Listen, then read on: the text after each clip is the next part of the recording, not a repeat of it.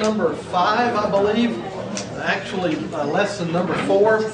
I've given you a handout. The first page was from last week's lesson, and I gave you that just because I want us to review that first page and give you an opportunity to see if you've learned some of those vocabulary words. I want to thank you for being in the class. I have a confession to make before we get started. I don't know how you feel about this, but every week on Wednesday, I just get this strange feeling in my stomach because I'm not real sure about this class. The main thing I'm not real sure about is the instructor. I feel pretty good about the students, but I'm not real sure about the instructor. And I'm apprehensive about how fast to move ahead to the next lesson. And I know that there's some of this that may not make much sense to you, but I'm going to try to go back tonight and review some and maybe just pick up 1 or 2 new things tonight. And my prayer is, as I pray about this class from week to week, that you'll learn something that will cause you to want to be more of a student of the Word of God. That's honestly why I decided to do this class, because I want to help people become better students of the Word of God. And as we've said before, you don't have to know Greek to get to heaven. You don't have to know Greek to understand the Bible, but there's so much that you can gain as you study. And so if you just pick up anything along the way. Now, if this is your first time in here tonight, you really are going to be a little bit in the dark.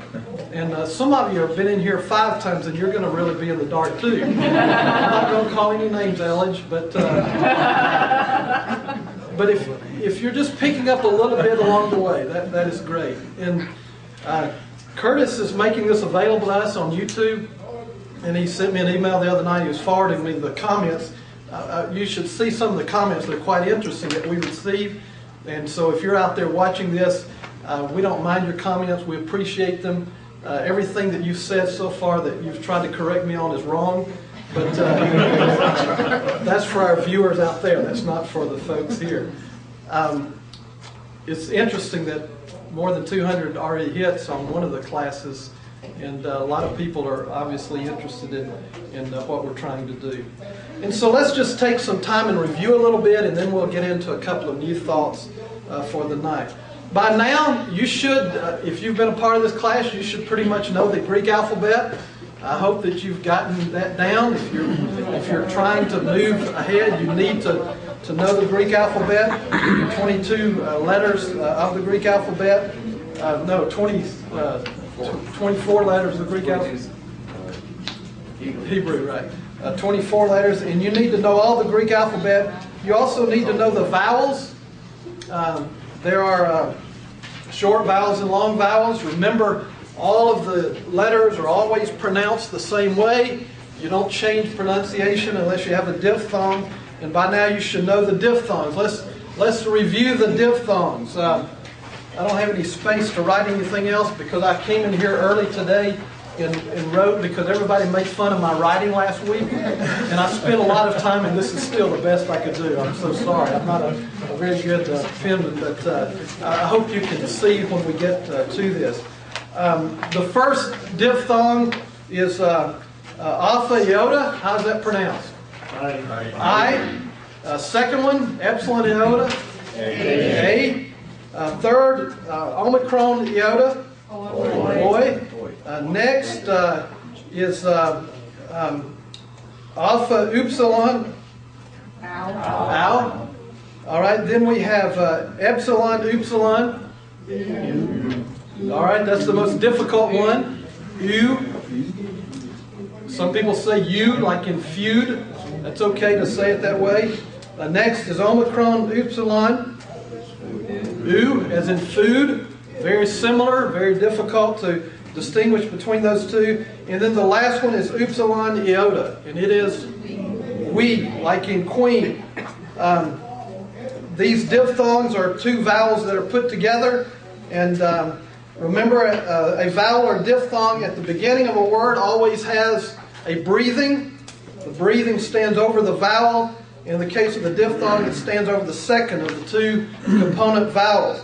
There are two breathings, the rough breathing, which makes an H sound, and smooth breathing, which doesn't make the sound. So by now you should be familiar with those, the alphabet, the vowels, and the diphthongs. Now let's take just a moment and look at some words. Take your handout from tonight, first page, lesson number 3.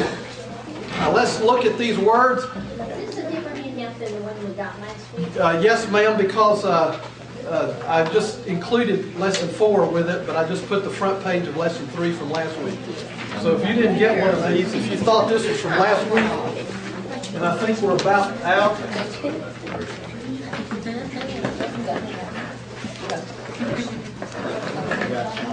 I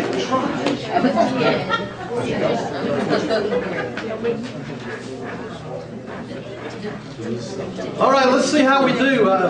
What is blepo? I see. All right, let's all say it together. Blepo. What is blepo? I see. Gnosko. Let's repeat the word together. The Greek word gnosko. And gnosko is? I know. Grapho. Let's repeat the word. Grapho. And grapho is? I write. And then didasko. Didasko is? I teach. Lambano. Lambano is? I take. Lego. And Lego is? I say. That was always one of the easiest ones for me. Lego, I say. Luo. And luo is? I loose. And we're trying to conjugate luo. And we'll do that again in a moment. And then ekyo. Ekyo. Everybody say ekyo. And ekyo is? I have. All right. Let me just review, and I'm going to run through this rather quickly. This part about the verbs, and then give you some additional thoughts about the verb system. The Greek verb has tense. The Greek verb has voice, and the Greek verb has mood, like verbs in other languages. The present tense refers to the present time. The active voice represents the subject as acting instead of being acted upon. And the indicative mood makes an assertion in distinction, for example, from a command or a wish. And so we're trying to conjugate what we call the present active indicative. And if you'll look on your handout there, you should have the word luo, present active indicative. There are two, well, let me go through some more and then we'll come back and conjugate.